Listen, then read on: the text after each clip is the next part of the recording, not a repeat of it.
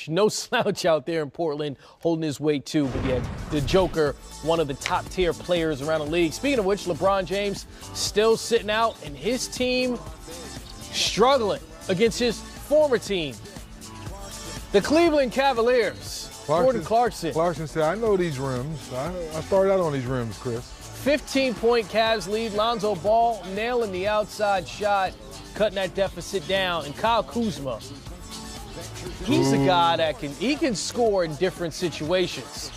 Oh! That's a Diesel Dunks nominee. Yes, for I like sure. It. Attack the rim. If someone would have gotten in there, they would have been on a post. Yes, they would have been a Kuz post. How about Colin Sexton? Part of a 10-0 Cleveland run. The young Bull gives the Cavs an 8-point lead. It's a 10-point lead now. Woo! Nice moves, come up short. If Tristan Thompson had to clean things up a little bit. And Brandon Ingram, are you kidding me, young fella? Gets Tristan Thompson right back. Then Kuzma, in the fourth quarter. Attack. He took over. 18 points in the fourth quarter for Kuzma, 29 in the game. Dellavedova to Tristan Thompson. We've seen that before. Yes, we have. Alec Burks getting some clutch buckets. Yes, you got to hustle. Cleveland. You love the hustle. It's the hustle you're talking about, Chris. Look at that hustle. Stay with it. The stick-to-itiveness. Yes. Then Colin Sexton. Sexton. Oh, I see the shake and bake. Give it to him. 17 points, but we asked the question, can you get me a bucket? Yes. Answer is yes there. Yes, she did. So Cleveland gets the win 101-95, snapping a 12-game losing streak. Lakers with some key free throws missed. They had opportunities, and a lot of them in the fourth quarter.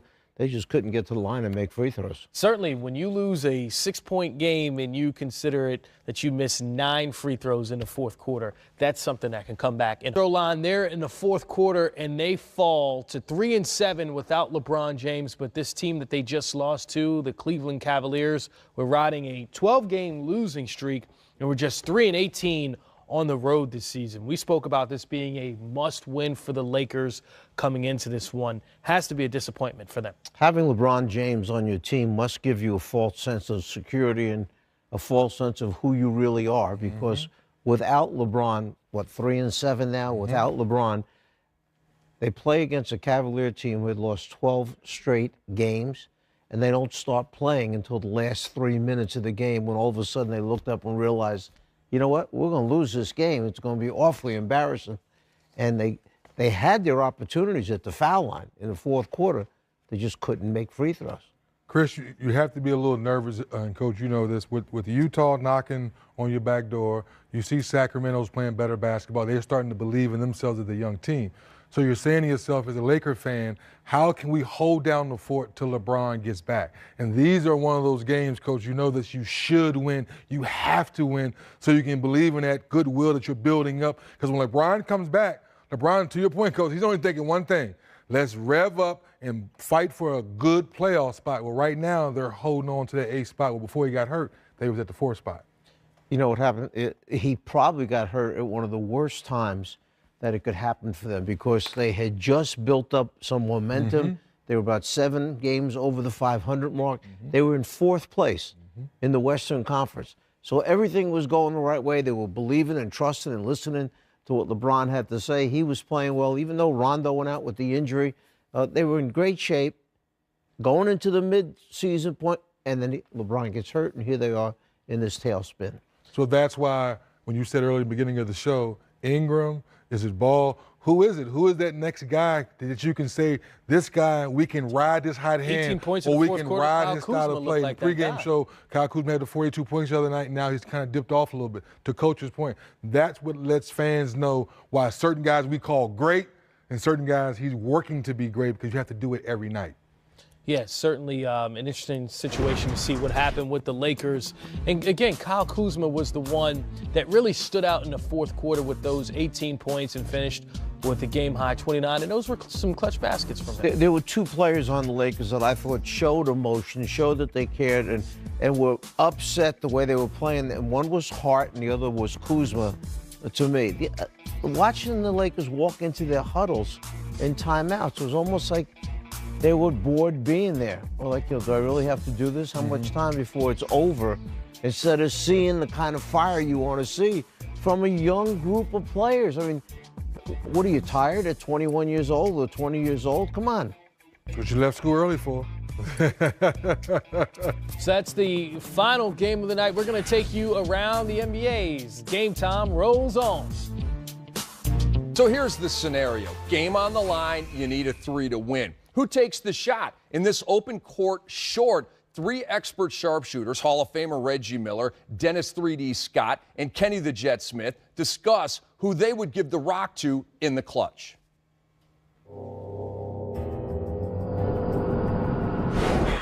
Backside with the ball behind the back. Dennis Scott, long range, yeah!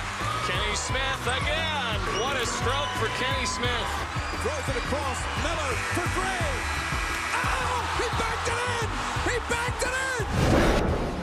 Hey everybody, Matt here with 3 of the most accomplished shooters in NBA history, 3D, Dennis Scott, Kenny Smith, the Hall of Famer Reggie Miller, and so of course... This is a shooting show. No, of course. I was trying to figure out I want to talk about shooting. One active player to take a game-winning shot, if you could choose, who is that guy? Steph Curry or Kevin Durant or LeBron James. Curry saves it, 3. Steph Curry goes to the corner to shoot a 3 and hits to tie it up. Shot clock is on. James pull up for a 3. Rainbow! Any more? To take a 3 to win a game. I take all 3 of those. Even LeBron James, in terms of his ability to get it off, he'll get it off comfortably because of his size, strength, and ball handling ability. So he would get it off comfortably. He doesn't shoot with the same accuracy as those other 2 guys, but he gets a better comfort level at times than those 2 guys. For me, active, if we're just trying to get a shot clock's going down, it's Kyrie Irving. His ball handling ability to be able to get to any spot on the floor and get his shot off, to your point, he's going to get his shot off. And he's one of the few point guards, well, there's a lot of point guards in the league, and can shoot the 3. Definitely guys that I probably would have picked, but if I'm going with someone with ice water in their veins, need a shot, I'm going with Dame Lillard. A guy that can create his own shot, or you can put him in a high pick and roll, shoots with depth, can shoot deep, and if you foul him, he's going to make foul shots. Does the answer change for any of you if I say it's a catch and shoot 3 to win a game? Klay Thompson. Yeah. Catch and shoot, I would add Klay to the catch and shoot. Like, it swung back out to him. I would add Klay to that for sure. You know, it's funny, we were talking James Harden. Ooh, yes, to get a bucket, yes. He could do. Oh, my goodness, to get a bucket, yeah. I mean, we Catch and dribble, off the dribble. Off the dribble, he's off the great, dribble, no but question about it. He gets to walk and shoot it. So he gets he gets to do the running man. I'll make it harder. Let's go back in history. Any player who's ever played to win a game with a 3. Oh, we're sitting right here. Oh, Who are you picking? No, there's a Sitting lot right of here. guys. No, I'm not. You could go last if you're not going to talk about yourself. I'm gonna go with Larry Legend. No. To make a 3. 3. He said to make a 3, right? To make a 3. To make a 3 at the end of the game. Celtics have got 3 seconds. 2. Bird, a runner. It's good. I'm going with Larry Legend. I'm going with the guy sitting here only because the moment for Larry is always the moment. For Reggie, he creates more moments, meaning he's looking for an opportunity. I think at times you hope we get down 3. You know, so there's a difference. But Larry's like, no, I'm not even going to let you get up. I'm going to beat you. He's waiting for that moment. And so for me, watching Reggie over the years, I would have to say Reggie would be the guy I would be. Like, Good looking, Kenny. No, but and taking it a step further, with Larry, as much as we, love his shooting, he's not going to get open in that situation. Where you, and I'm going to throw Ray Allen into the mix, both of you guys are going to get open because you're probably the best running without the basketball, running off screens and getting open. I'm going to put Larry second, though. I wasn't like, Kenny, Larry's third. Ray Allen's above him. Well, come on now. Ray Allen and Reggie Miller, we need a 3. Larry's not getting open. Him and Ray are getting open to get that 3 off. Rebound, Bosh. Back out to Allen. His 3-pointer. Bang! There's a guy that I would want to be in this mix because he's the leading 3-point shooter in the history of playoffs over certain attempts. You know who that guy is, right? Kenny the Jet Smith. You know. I was waiting for that. That leads to my next question. You may have already answered it, but if in a theoretical world where I could play and I had to choose one of the three of you to win a game of the three, where am I going? We're all going to pick ourselves. That's how confident we. I mean, in all of our careers that we've all hit game winners, we've all hit buzzer beaters, so we know we can do it. So if you're asking openly, I want to, as much as I love both these guys, I want to take that shot first. I would honestly say that these guys were better three-point shooters in this regard. That was such a big part of their diet. And for me, it became a part of my diet later on. But I had to learn to be that. It is, like Reggie Miller, we played at UCLA in Pauley Pavilion and in North Carolina. We were like, guard him from here. Right. That didn't come into my life until about my fourth year in the NBA. It was always part of Dennis Scott's repertoire, a steady part of that diet, the long ball shot. I was catching up with you all the time. Right. Now, I just still think I can shoot the ball.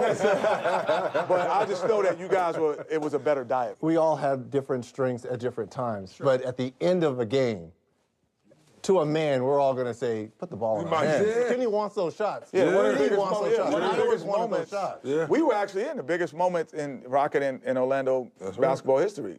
Hit a three-pointer to tie the game to send it to overtime in the NBA Finals. He's been on fire and hits. He's tied the game. But before that, this dude, he comes back and hits another one. Back to Scott for three, and he's tied the game. Back to back. Yep. It was him and I. You haven't made my job any easier. Well, hey, how about this? Who are you going to pick? If your life depended on it and your family's life depended on it, and they need a three to get them out. Come on, man. I will answer the question. I've got bad news for you and my family. I turned it over before I ever got to give you it. I will tell you this. If you, I'm sitting here and not there. if you gave it to any of us, your family lives.